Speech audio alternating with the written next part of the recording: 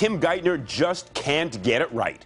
Asked last night on PBS whether he agreed with Elizabeth Warren's assertion that Jamie Dimon should resign from the board of the New York Federal Reserve Bank, Geithner's first instinct was to take a slap at Warren.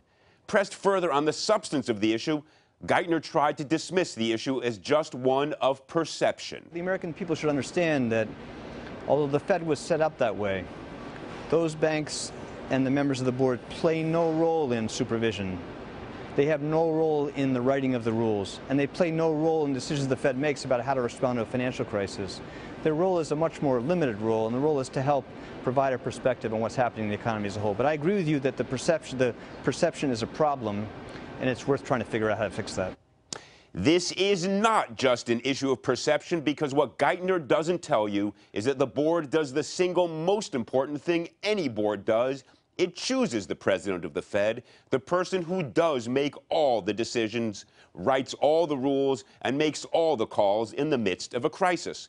Geithner knows this, of course. I mean, I assume he knows it. I assume he remembers who chose him to be the president of the New York Fed, the position he held before he became Treasury Secretary.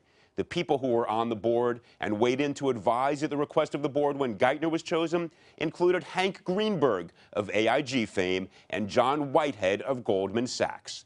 Just a couple of regular Joes representing the best interests of the public. So don't be fooled by what Geithner says when he says this is just a matter of perception. Geithner became the big bank's, quote, guy in Washington after he was chosen by Wall Street players to run the Fed. It's about time the Fed was run to represent the broader public interest, not the interests of Wall Street institutions. And to make that happen, we had better change the way the Fed is governed. And step one is for Dimon to resign or to be forced out right now.